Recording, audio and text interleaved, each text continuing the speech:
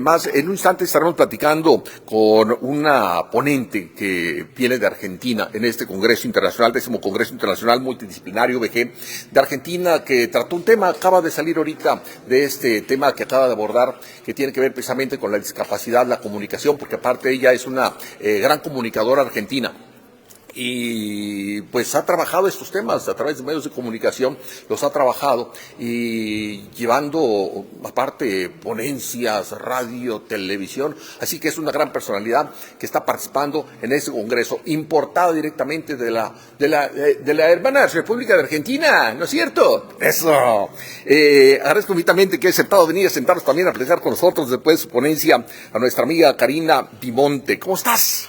¿Cómo va? Bueno, ya nos vimos el año pasado, también en el marco de un congreso, así que muy contenta de regresar a Comitán, bueno, todo el cariño, toda la calidez. Yo siempre digo que no vale la pena, sino vale la alegría hacer tantos kilómetros como, bueno, en este caso fueron 3 vuelos los que me acercaron hasta acá, más un trayecto vía terrestre, pero bueno, se disfruta y estoy súper feliz de estar participando. Sí, recién acabo de terminar mi ponencia.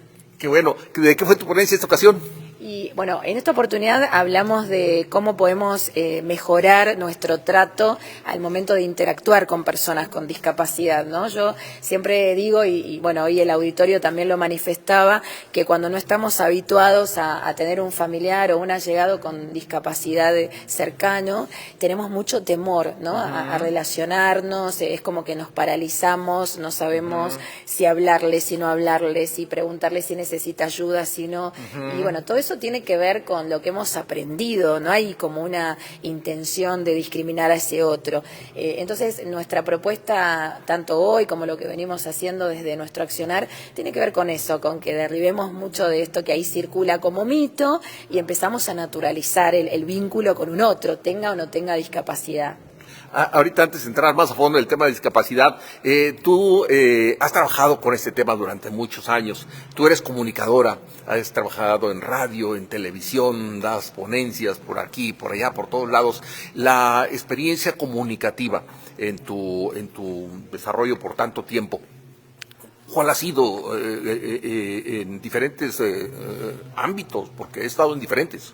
Sí, bueno, nosotros venimos prácticamente desde el 2005 vinculándonos con la comunicación y la discapacidad. Sí, mi formación de base precisamente es eso, y yo apunto mucho al trabajo que hay que hacer con los medios de comunicación, más allá de que nuestra propuesta, que se llama Somos lo que hacemos y que hace 16 años que está al aire de lunes a viernes, de manera precisamente diaria y llegando gracias a la virtualidad como hacen ustedes, en nuestro caso desde Argentina al mundo, esto que nos permite traspasar fronteras y que después también podamos llegar desde lo presencial. Siempre voy encontrando lo mismo, ¿no? Los medios, a veces el abordaje que realizan no es el adecuado, el apropiado, y se siguen utilizando palabras o cierto vocabulario que estigma, que también discrimina, lo decía recién, ¿no? Hablemos de personas con discapacidad, no hablemos de personas discapacitadas, ni discapacitado, ni minusválido, ni deficiente, porque son todos términos que siguen ubicando a la persona con discapacidad en un lugar inferior, ¿no? Tampoco es el que tiene capacidades diferentes o capacidades especiales. La forma adecuada es persona con discapacidad. Y para aquellos que no tenemos discapacidad, si tenemos que referirnos, hablemos de personas sin discapacidad, no de personas normales, que es otro de los términos que ahí también circula, ¿no? Yo lo decía hace instantes nomás, ¿qué es lo normal? Entonces, bueno, todo esto que yo estoy contando y te estoy comentando a vos brevemente, por supuesto que es mucho más profundo y que es necesario el trabajo, ¿no?, que hay que hacer, porque son términos y culturas muy arraigadas. Y en esto que vos me preguntabas, en todos estos años ha habido ciertos avances, pero claro, la sociedad replica lo que ven los medios, ¿no? Entonces, si yo en un medio veo que determinado titular refiere a personas no videntes y no a personas ciegas, como es la forma adecuada, o personas con discapacidad visual, y bueno, eso termina también reflejándose en lo que después circula como sociedad. Por eso el trabajo que hay que hacer, yo insisto, es muy importante y valioso desde los medios de comunicación. Y hoy todos nos convertimos en generadores de contenido, ya no solo el medio tradicional, todos tenemos una red social, y cuánto mayor es la responsabilidad y el compromiso al momento de comunicar. Eso te iba a platicar y preguntar porque por mucho tiempo finalmente el medio de comunicación era quien era el formador de cultura, formador de educación, y seguíamos modelos, ¿no?, de medios de comunicación masivo. Incluso pues el acceso a ciertas estaciones de radio o canales de televisión era limitado dependiendo de dónde vivas, ¿no?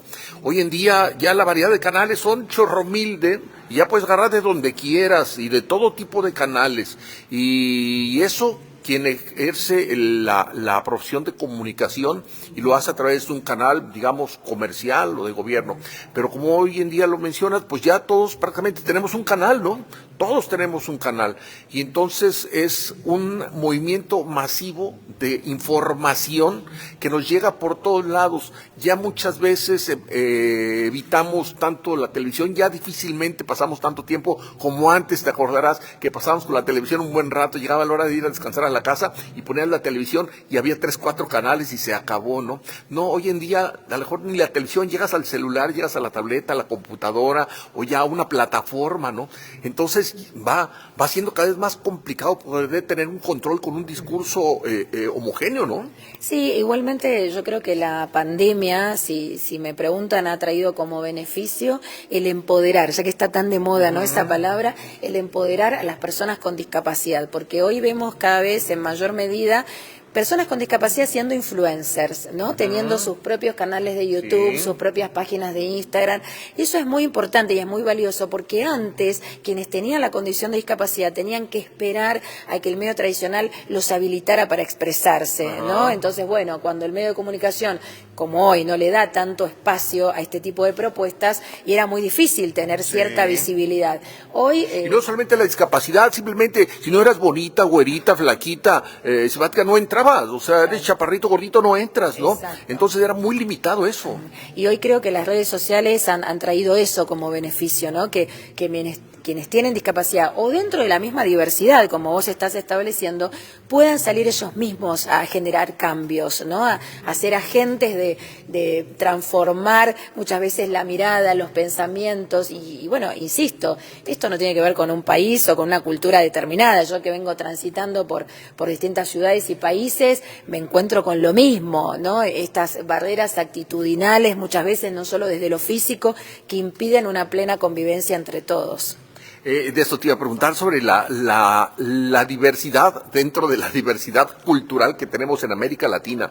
¿Cómo es la visión en tema de discapacidad en Argentina? ¿Cómo lo es en México? ¿Qué países ves tú más desarrollados, más enterados o con mayor trabajo, mayor disponibilidad? ¿Y cuáles se van atrasando más y por qué?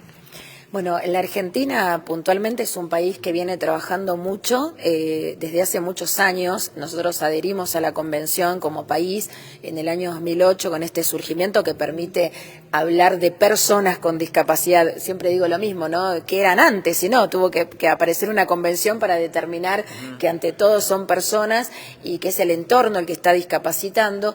Pero en nuestro país puntualmente nosotros tenemos mucho activismo, muchos grupos de padres que al principio se han reunido a raíz de su misma historia o de historias semejantes y que han terminado conformando asociaciones, fundaciones, y eso es muy importante porque es tal el trabajo que se realiza que logran acceder a la política pública y hasta han generado, como en muchas oportunidades, la sanción de leyes, ¿no? Porque en esto que hablábamos antes, no solo es lo cultural y lo social, ¿cuál es la injerencia de la política pública?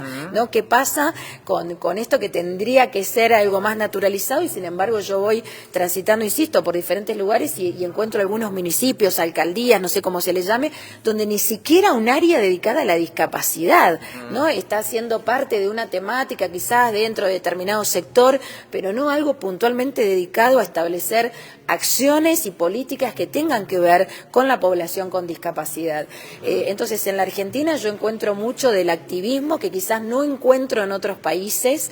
Encuentro mucho derecho, mucha normativa. Nosotros en eso hemos marcado bastante precedente, sin ir más lejos. Lo comentaba ayer, siempre el tema de la educación es algo que genera mucho debate, ¿no? Educación especial, educación común.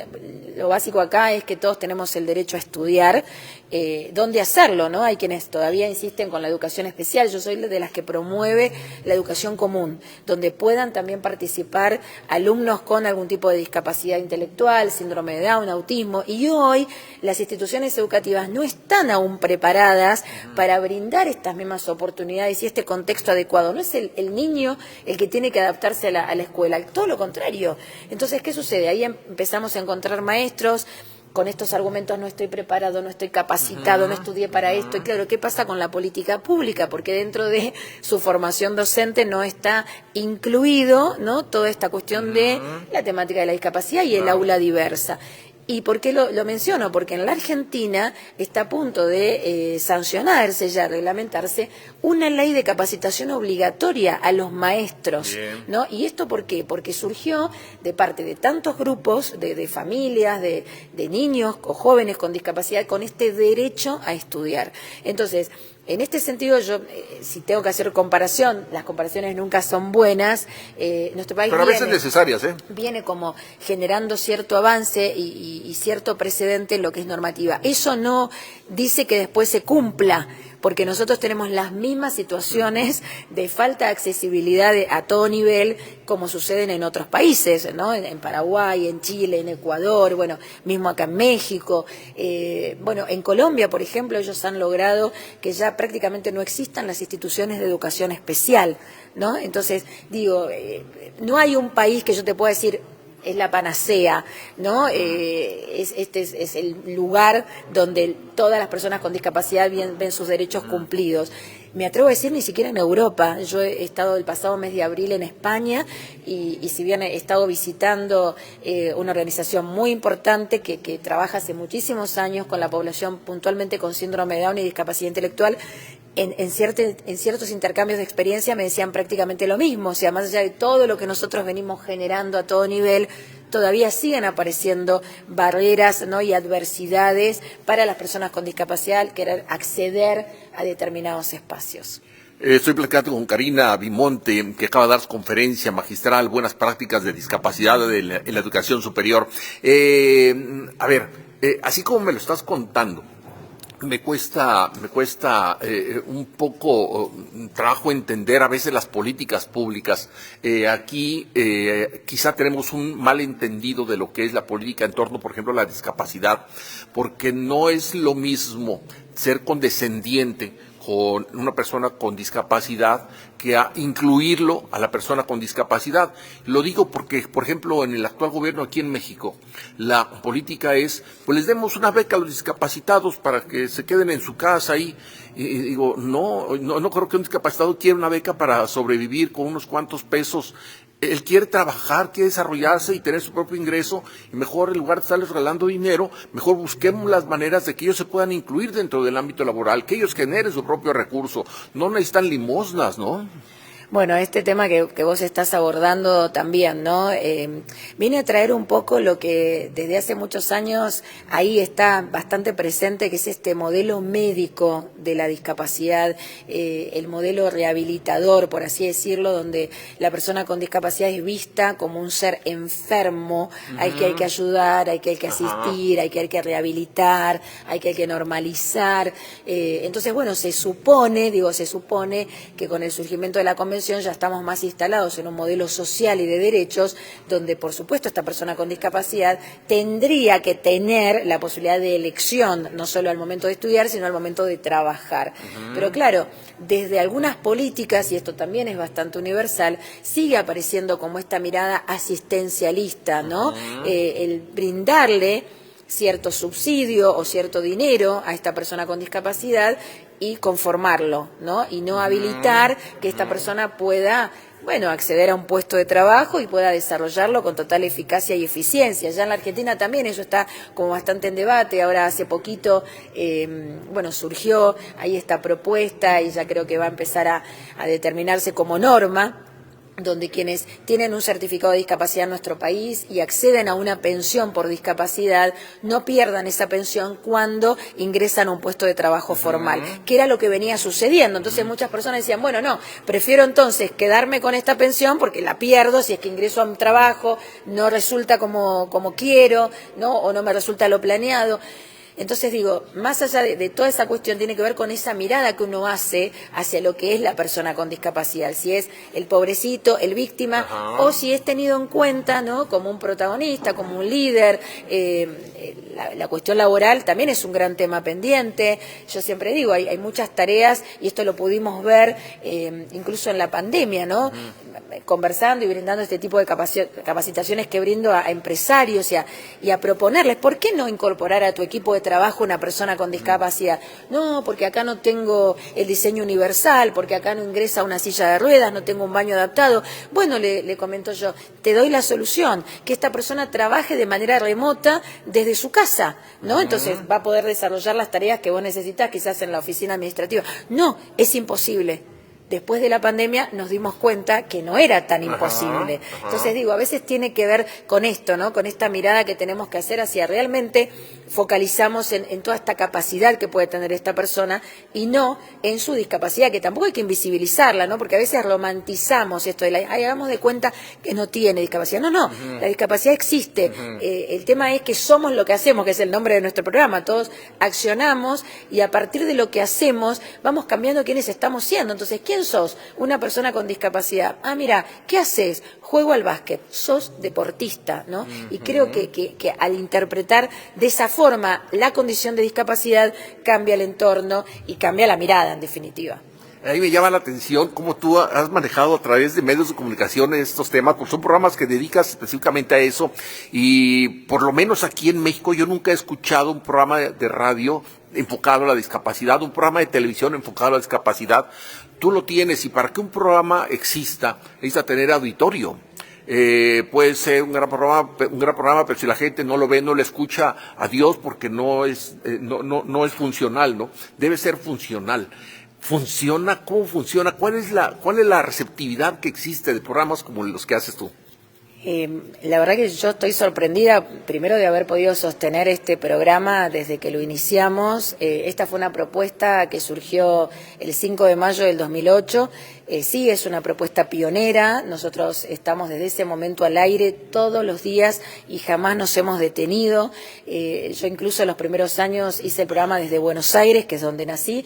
Después me trasladé unos años a vivir al sur, a la Patagonia, en Argentina, donde continué haciendo el programa, y actualmente y en los últimos 10 años vivo en la ciudad de Rosario, que es una ciudad que está cercana a Buenos Aires, menos de 300 kilómetros, y desde ahí lo continúo haciendo. Yo jamás hubiera imaginado que íbamos a poder trascender, que hoy, por ejemplo, yo pueda estar acá, como lo estuve el año pasado, que pueda irme el lunes próximo a Houston y a establecer también todo este tipo de mensajes. Estoy como maravillada en cómo pudimos concretarlo por esto que vos establecés, porque es muy difícil naturalizar esta temática en los medios de comunicación. Entonces entiendo que también nos hemos convertido, gracias al trabajo con mucho compromiso, con mucho amor y con mucha perseverancia a lo largo de estos 16 años que estamos al aire, en cierta propuesta referente. O sea, hoy vemos algunos programas que han surgido una vez por semana, ¿no?, una vez por mes, muchos protagonizados por personas con discapacidad o porque son mamá de o papá de, que es también válido, pero lo nuestro es un trabajo profesional que venimos haciendo, que eso no es tan habitual tampoco de encontrar, ¿no? Entonces sí, nos hemos convertido en un programa pionero, en un programa referente, en un programa que ha traspasado fronteras y que nos brinda todo este tipo de satisfacciones que hacen que, bueno, que de a poquito quien no tiene discapacidad se vaya involucrando. Por eso siempre digo, nuestro programa no tiene sentido si solo es un programa que solo escucha y mira quien tiene discapacidad, porque el objetivo es el otro. ¿Quién lo ve? ¿Quién lo ve? ¿Quién lo escucha? Nuestra propuesta es que esté en un programa, que sea un programa que forme parte de la agenda de un medio de comunicación como lo está haciendo, en un horario central. Nosotros estamos de lunes a viernes de 4 a 5 de la tarde de Argentina, de 1 a 2 de México, ¿no? De 1 a 2 p.m. Y esto hace que no esté en un horario marginal, como siempre se le da a la temática de la discapacidad. Una vez por semana, 8 de la mañana, 9 de la mañana, domingo, 3 de la tarde. O sea, no, nosotros quisimos estar siempre en un horario central y hacemos un programa muy dinámico que también rompemos con todo lo que a veces aparece ahí como prejuicio o estigma. Vamos a hablar de discapacidad, nos ponemos serios, o sea, ya con un contexto musical también acorde, yo siempre digo el violincito, el pianito, no, nosotros tenemos hasta música electrónica, bien, digamos, o sea, venimos a romper con todo eso que la sociedad hoy considera y que incluso hasta vos, al estar escuchando, viendo el programa, ni te vas a dar cuenta que es un programa de discapacidad. Por momentos te vas hasta olvidar, porque hablamos de la vida y la discapacidad forma parte de la diversidad, ¿no? Y eso es lo que principalmente tenemos que modificar. ¿Y qué responde de participación de la gente? ¿Qué dice la gente? La gente con discapacidad, ¿qué dice la gente sin una discapacidad? Que a fin de cuentas todos tenemos una discapacidad para acabar pronto, de alguna u otra manera. Pero ¿cómo participa la gente? ¿Qué dice la gente? ¿Cómo se involucra con el programa? En eso, bueno, yo siempre tengo que agradecer porque tenemos nuestros seguidores fieles. Imagínate que hace 16 años que estamos al aire y hay personas que desde esos momentos nos vienen siguiendo. Algunos participan de forma más continua, nosotros habilitamos el chat, transmitimos por las redes sociales, ahí somos lo que hacemos, está al aire, más allá de cualquier lugar del mundo donde estemos. De hecho, hoy no estoy al aire saliendo porque no solo que es sábado y estoy acá, sino te digo que ya estaríamos haciendo el dúplex con nuestro programa, porque nos encanta también hacer eso y potenciamos lo que nos brinda la virtualidad, ¿no? Creo que es súper poderoso y esto hace que conozcamos personas en distintos lugares del mundo, ¿no? Entonces, creo que eso es lo maravilloso y siempre digo, son todas esas devoluciones que en lo personal y como equipo nos van brindando, que eso no lo puede comprar ni todo el oro del mundo. Yo siempre digo, si una persona nos escribe un mensaje y nos manifiesta que algo de lo que ahí escuchó o algo de lo que dijimos le hizo sentido y lo motivó, como te decía antes, hay personas que hoy están desarrollando sus propias propuestas comunicacionales que me han dicho, yo gracias a vos me inspiré y hoy estoy teniendo un programa y te tomo como cierta referente y eso para mí es wow, ¿no? Y no solo increíble, sino sorprendente que lo hayamos podido concretar. Pero bueno, siempre digo que la clave es accionar y esto, bueno, para todos los que nos están siguiendo en la vida, cuando uno acciona con autenticidad, sos imparable. A la gente que nos escucha en radio aquí en Chiapas, en Guatemala, la verdad se perdieron de algo grande porque prácticamente estamos de salida de este 10º Congreso Internacional Multidisciplinario VG Comitán, que año con año se viene desarrollando en esta su 10ª edición. No ha sido la excepción de que sea un éxito, está lleno el auditorio, muchos jóvenes participando. Y lo que veía hace rato cuando estaba la ponente, veía la actitud de los jóvenes que estaban del lado del auditorio, las actitudes de los jóvenes quizá, pues históricamente, si me voy un poco más a mi experiencia en los medios de comunicación de muchos años, ves a jóvenes completamente diferentes en su pensamiento y de mentalidades más abiertas. El joven de otros años, hablo de mi experiencia en México, jóvenes de otros años, veías que no había tanta apertura para tratar estos temas y era como decías, a veces así como que pobrecito y que vamos a ayudarlo y lo vemos así como que de lejos, sí, te ayudo tantito para sentirme bien conmigo mismo, después ya mi vida por mi lado, ¿no? Hoy en día vemos otra actitud de los jóvenes, ves como que otra respuesta y otra necesidad de entendernos en muchas cosas, porque aparte el mundo que le estamos dejando a muchos jóvenes es un mundo desastroso, y ese es un tema. Hablemos de la ecología. Hace todavía adultos hoy en día les es tan fácil sacar la mano por el auto y tirar un papel a la calle, ir caminando y tirar la envoltura de las papitas que estamos comiendo. Hoy en día el niño, el joven, yo veo otra actitud, digamos no completo todos los jóvenes, pero ya ves otra actitud en gran cantidad de jóvenes que dicen, no, esto no está bien, ya recogen, ya llaman la atención a sus padres de que eso está mal. Entonces ya vemos nuevas mentalidades, ¿no? Y el trabajo como el que tú haces, el trabajo de conciencia que se hace desde diferentes ámbitos, pues hay más o menos ido abriendo, porque los jóvenes, me imagino, tampoco tienen en mente acabarse el mundo de un bocado, ¿no? Y esto que vos decís es muy importante porque sobre todo estas nuevas generaciones vienen con ávidos de poder aceptar la diversidad, ¿no? Vos lo establecías. Hoy el mundo cambió. Hoy ya no es en la época de nuestros abuelos, ¿no? Desde una mirada más conservadora, si se quiere, y si hablamos puntualmente de la diversidad misma o de las personas con discapacidad, en un lugar totalmente relegado, oculto, ¿no? Era hasta como vergonzoso manifestar que se tenía un integrante con alguna condición en la familia. Hoy ellos vienen como más abiertos a la aceptación de este ser que es diferente a mí, porque todos lo somos, ¿no? Esto que suena tan lógico, todos somos distintos, pero que en la práctica nos cuesta mucho convivir. Y a veces las barreras más fuertes en cuanto a lo actitudinal que hay que atravesar vienen del mundo adulto. Yo siempre digo que los niños, cuando ven otro niño con discapacidad, ven un niño, no ven la discapacidad, ven un niño para jugar. A veces son las mismas familias, sus mismas mamás las que están en su casa como dejando este mensaje, no te juntes con Pedrito que te vas a atrasar, ¿no? Como si a veces el síndrome de Down fuera una enfermedad de la cual se van a contagiar. O bueno, no, prefiero que este compañerito vaya a una escuela de educación especial porque atrasa toda la clase. Digo, todos esos comentarios que a veces los niños escuchan en su casa y después van replicando. Entonces, este niño cuando va ingresando en el mundo adulto va también aprendiendo todo esto, ¿no? Que fue transmitido desde su casa. Más allá de eso, yo creo que los jóvenes vienen como más ávidos de naturalizar la diversidad. Y acá, bueno, entran cuestiones de género también, no solo discapacidad. Y a veces a los adultos les cuesta más esto de convivir, ¿no? Por eso yo utilizo mucho esta palabra. Yo no hablo tanto de inclusión, porque la inclusión me sigue haciendo bastante ruido, ¿no? Es como que los que no tenemos discapacidad estamos incluidos. Y los que tienen discapacidad están fuera, que viven luchando por incluirse. Como que nosotros que no tenemos discapacidad tenemos el poder, ¿no? Pero nosotros ya estamos dentro.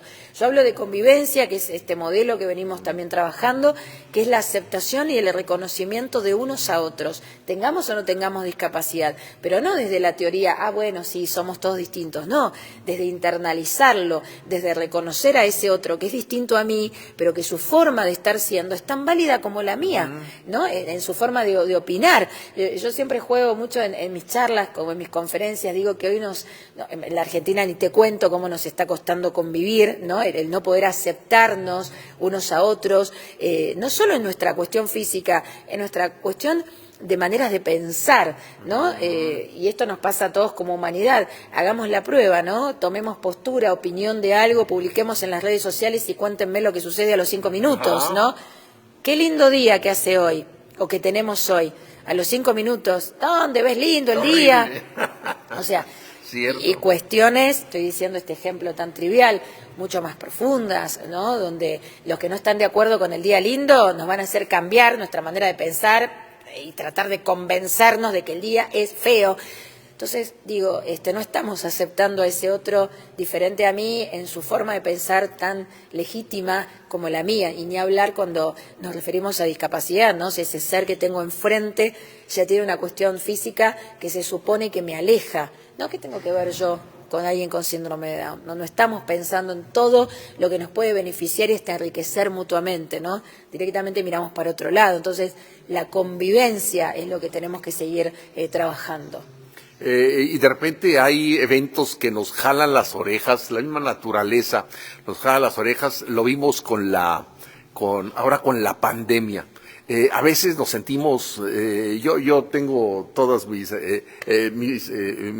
piernas, mis brazos, mente, y me siento, entre comillas, normal, ¿no? Y con eso soy superior y puedo más que los otros. Y ahora que vino esto de la pandemia, la naturaleza nos dio un jalón de orejas, nos hizo ver que somos vulnerables todos por igual, ni más ni menos nosotros. Vimos enfermar y tristemente vimos morir a gente que pensábamos que era muy sana, ¿no?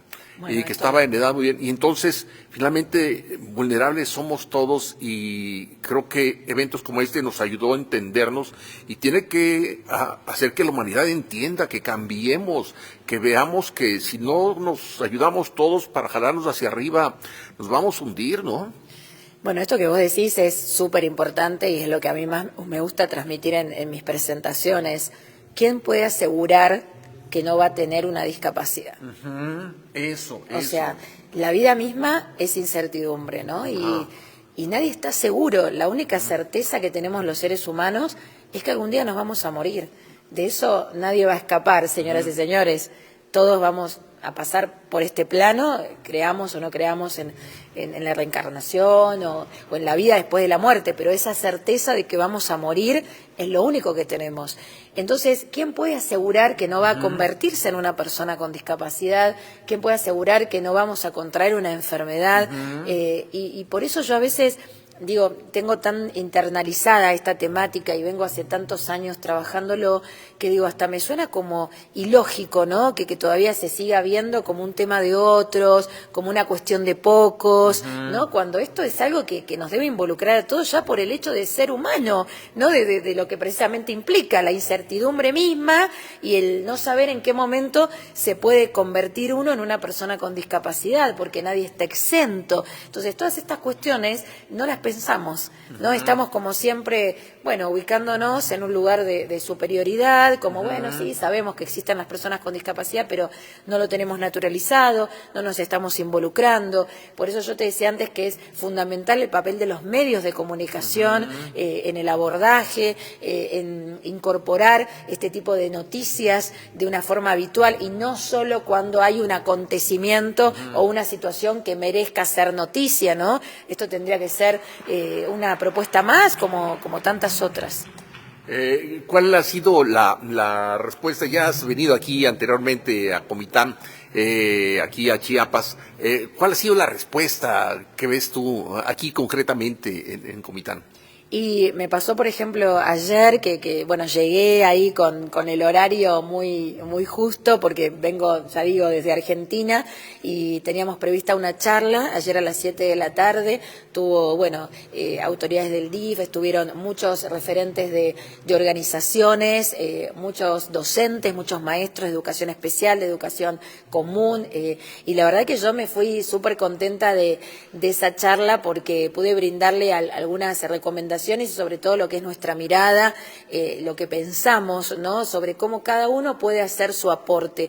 ¿Y por qué digo que me fui feliz? Porque terminamos la charla y las devoluciones fueron, bueno, esto nos inspira, nos motiva para poder generar ciertos cambios, para convertirnos en agentes en el ámbito educativo. Desde la política pública también los veo como muy comprometidos en generar algo puntualmente. Ahora el 3 de diciembre es el Día Internacional de las Personas con Discapacidad y sé que se está preparando una jornada también muy particular acá en Comitán. Vamos a ver si podemos ahí coordinar agenda, así que capaz vuelvo el día 30, pero digo, hay mucho compromiso y hay muchos deseos de cambiar, ¿no? Ciertas actitudes a nivel social, pero que también es necesaria que la política pública intervenga para poder, no digo bajar línea, pero bueno, marcar a veces el camino, y bueno, y lo que voy encontrando es eso, ¿no? Que uno puede pensar, no, pero cómo en esta época y con tanta virtualidad que tenemos a disposición y con tanta tecnología, a veces me sorprendo cómo voy a ciertas ciudades donde todavía este sigue siendo un tema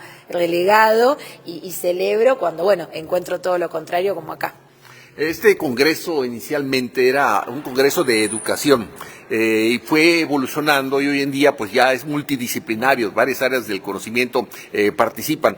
Tu ponencia va específicamente a la educación superior y la educación por parte la discapacidad dentro de la educación superior. Qué importante un congreso así, cuando puedes abordar un tema como este y por lo mismo están participando gente de arquitectura que tienen que ver con el tema, gente de derecho que tienen que ver con el tema, de educación que lo estás tratando que tiene que ver con el tema, de psicología que tiene que ver con el tema. Finalmente estamos todos incluidos en lo mismo y diferentes futuros profesionistas, pues el mensaje es el mismo para todos, ¿no? Porque en ese no cambia.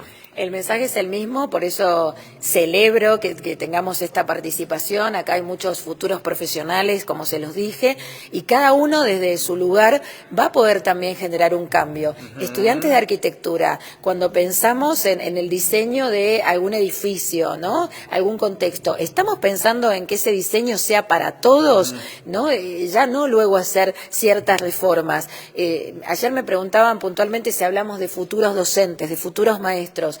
me preguntaban, pero entonces, ¿cuál sería una estrategia para trabajar con ese niño con condición de síndrome de Down o con discapacidad motriz? Yo digo, no, hay que cambiar la mirada. Ejemplo, si yo soy docente, ¿no? Como lo soy, de educación física, y tengo un alumno usuario de silla de ruedas, y yo quiero hacer una entrada en calor, yo no estoy generando un aula diversa si hago hacer una entrada en calor solo para los que no tienen discapacidad, y al que está haciendo usuario de silla de ruedas le hago hacer otra cosa, porque ahí sigo segregando. No, planteo una dinámica donde todos puedan ser parte. Entonces, la actividad que yo proponga, ¿la va a poder hacer también el alumno que tiene discapacidad motriz? Entonces, cuando yo planteo la propuesta, no es que digo, voy a hacer una propuesta para que la hagan todos. No, ya está, yo propongo la actividad como algo natural y ya me estoy asegurando, entre comillas, que nadie quede fuera, ¿no? Entonces, a veces se trata de eso, de pensar propuestas que tengan que ver con todos, y cada profesional lo va a poder también trabajar desde su lugarcito. Hablamos de la normativa, ¿no? Del derecho. Yo te contaba antes, en la Argentina tenemos mucho de este acompañamiento legal, pero después estas leyes no se cumplen. Entonces, a veces es este acompañamiento, no solo de la cuestión legal que ya existe, sino del cambio de mirada social. Por eso hoy digo, ¿no?, que haya tantos estudiantes, tantos futuros profesionales de distintas áreas. Esta es una temática que nos concierne a todos, que nos involucra a todos, y sí, puntualmente en lo que refiere a la educación superior, hay que seguir trabajando, porque ¿cuántas personas con discapacidad hoy hay en el auditorio? ¿Cuántos estudiantes con discapacidad hay? No tantos. Sí, mínimo. Entonces, el acceso de personas con síndrome de Down, el acceso con personas con discapacidad intelectual, sigue siendo todavía un tema a seguir trabajándolo, ¿no? En la educación superior. Quizás vemos algunos avances en lo que es la formación secundaria de muchos jóvenes con síndrome de Down que han terminado todo ese trayecto con adaptaciones y demás, pero todavía no tantos en la educación superior. Hoy yo les traía el ejemplo de Pablo Pineda, ¿no?, el primer joven con síndrome de Down, licenciado en psicopedagogía en Europa, que hoy es conferencista y es motivador. Bueno, no tenemos tantos Pablo Pineda en el mundo, y bueno, y ese es un poco el camino, ¿no? Así que, como te dije antes, es fantástico que hayan prestado tanta atención, porque los vi ahí muy, muy expectantes y muy ávidos también de aprendizaje. Así como me lo platicas, estoy pensando que vamos a finalmente a decir que hemos triunfado como humanidad cuando ya no tenga que haber un programa como el tuyo de radio y televisión, Exacto. No haya que haber un programa que hable específicamente de esto porque es necesario abordarse. Cuando ya no sea necesario abordarse porque ya está incluido el tema para todos, ¿no? Exacto, bueno, de eso se trata, esa es la idea. Aunque si lo hubiera, un programa como el nuestro, sería como un programa que se elige abordar de espectáculos, de deporte, de moda, ¿no? Como una temática más, pero sí, ese es el objetivo. Veo que después de esta charla lo tenés ahí muy claro cuál es nuestra visión y nuestro propósito, y bueno, y en eso estamos, ¿no? Creo que las ganas de superación y de seguir creciendo siempre las tenemos, y siempre damos un pasito más. Ya casi para cerrar, que nos digas, ya hablando de nuestra universidad, de nuestro congreso, ya son 10 años del mismo, has participado tú en en otras ocasiones, ¿qué importancia tú le ves a congresos como estos? Aquí Comitán, pues ya lo has visto, somos un municipio en la orilla sur, parte más pobre del país, la de menor desarrollo, donde muchos de estos temas a veces quedan muy atrás porque tenemos otras prioridades, entre comillas, ¿no? Subsistir, tener para comer, tener trabajo. Mucha gente huye de este país, sobre todo estas zonas, por falta de oportunidades. Entonces, la gente puede tener otras cosas, ¿no?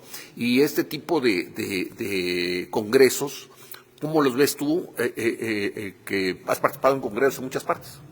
Y bueno, yo estoy sorprendida, como te dije antes, porque bueno, he estado también en México, en ciudades como León, como Querétaro, también brindando charlas, capacitaciones, y sinceramente cuando yo llegué acá a Comitán, que vine a México la primera vez gracias a este congreso el año pasado, me fui sorprendida, ¿no?, por la excelencia con la cual se trabajan durante todos estos días, desde lo que es la preparación, la calidad de los disertantes, no es porque yo sea una de ellas, pero quiero decir de de mis colegas o de mis compañeros profesionales en otras áreas que también acá participan. Digo, eso no es un tema menor, todo lo que implica, toda esa apuesta que se hace, que a veces no es habitual ni siquiera de encontrar en las grandes ciudades, ¿no? Esto de tener la posibilidad de acceder a un congreso de estas características durante varios días, con tanta diversidad también de temáticas.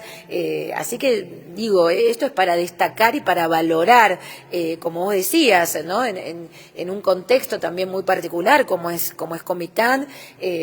Así que nada, lo felicito y bueno, y ojalá que esto pueda seguir extendiéndose por mucho tiempo más. Ojalá que sí, de hecho esa es la meta, que sigamos creciendo en ese tema, porque lo que te comentaba, pues sí, o sea, vivimos en el estado más pobre de México, y la mentalidad y la cultura que encuentras de jóvenes aquí, o de la gente en general aquí, no es la misma de la que encuentras en el norte del país, ¿no? O que encuentras en el centro. Su formación, su cultura, su origen mismo, somos Méxicos muy diferentes. El origen que tenemos aquí en el sureste, al origen que tiene la gente del centro, la gente que tiene su origen del norte, son completamente diferentes en todo tipo, su origen, y también pues incluso hasta las características, fisonomía, todo, ¿no? Son muchas variedades, son muchos Méxicos, ¿no? Pasará en Argentina también, en diferentes partes, y esto finalmente lleva a que el discurso que puedes traer tú aquí puede tener cierto impacto y cierta visión para los estudiantes de aquí, que si vas el mismo discurso para jóvenes de otros lados, que a lo mejor incluso en materia de discapacidad ya tienen otra mentalidad o tienen otra aplicación diferente a la que tienen acá, ¿no? Sí, bueno, esto es muy importante lo que vos decís, porque también a veces lo encuentro, no te vayas a creer en lugares donde vos, como me estás contando, tienen que ver situaciones culturales muy arraigadas, desde lo que se aprendió, desde lo que se vivió. Todavía hoy sigue coexistiendo el modelo médico. En algunas grandes ciudades todavía se sigue viendo a la persona con discapacidad como un ser enfermo, ¿no? No es que desde el modelo social ya los vemos todos como sujetos de derechos, y hasta, no me vayas a creer, en algunos lugares también se los ve desde el modelo presidencia. El otro día conversaba con la Liga de Epilepsia chilena, que ellos brindan capacitaciones y talleres en relación a desmistificar mucho de lo que ahí circula sobre lo que significa tener epilepsia, ¿no? Recordemos, desde el modelo de presidencia, la persona con discapacidad se la ve como un ser que ha sido castigado, ¿no? Esta maldición que ha hecho que tenga discapacidad, o que esta persona haya tenido un hijo con discapacidad por algo que hizo. Sí. Y uno hoy puede pensar, no, eso ya está totalmente superado, ¿no? Sin embargo, me compartía la gente de Chile que en algunos espacios todavía se sigue viendo al ser con epilepsia como alguien maldito, ¿no? Entonces hoy todavía sigue existiendo este modelo. Pero bueno, entiendo que quizás acá en Comitán sí, estas diferencias desde lo cultural, que yo lo establecía también hoy, ¿no? Todos somos de acuerdo a lo que aprendimos, a lo que vivimos, a nuestra historia, a nuestra cultura, ni más ni menos, y a veces uno actúa en consecuencia, a veces no, siempre actúa en consecuencia. Entonces, quizás el impacto, como vos establecías, que hoy pudimos generar en estos jóvenes va a ser mucho más fuerte de lo que puedo encontrar en otras ciudades. Maestra Karina Vimonte, te agradecemos infinitamente tu visita aquí a Comitán, tu participación en ese congreso, y que nos has permitido platicar contigo en esta mañana. Que disfrutes, Comitán. ¿Cuándo te vas? Bueno, fue como darte otra conferencia. ¿Otra más? Ya me le eché gratis yo, ¿no? No, me súper encanta. Bueno, te agradezco, ya es la segunda oportunidad que tengo de estar en tu espacio y que podamos visibilizar este tema. Bueno, como te dije, es fabuloso porque no siempre es lo que se encuentra ahí a disposición. Así que un placer estar nuevamente contigo y bueno, y a todos, hasta la próxima. Gracias, muy amable. ¿Dónde seguimos? ¿Se transmite tu programa en redes? Sí. ¿Dónde lo podemos ver? Sí, nos pueden buscar ahí en Facebook, como Somos Lo que Hacemos. Pueden ver el programa todos los días en directo a la 1:00 p.m. de México. Estamos en el vivo. Si no, pueden ingresar en nuestra página web de la Fundación, www.codisfundacion.org, y ahí van a tener material gratuito para descargarse e ir enterándose de muchas de las novedades que vamos publicando. Ahí está, para que te sigamos. Pues con esto cierro yo el día de hoy, agradeciendo que nos ha acompañado. Es el 10º Congreso Internacional de la VG, Internacional Multidisciplinario VG Comitán 2023. Año con año, a lo largo de 10 años se ha llevado a cabo este congreso con mucho éxito. Próximo año aquí nos estaremos encontrando y pues les agradezco su presencia y participación el día de hoy. El próximo sábado aquí nos encontramos a través de 99.7 FM Chiapas y Guatemala con una edición más de Netas VG, volviendo ya a nuestro formato anterior. Gracias pues por acompañarnos, que tenga buen día.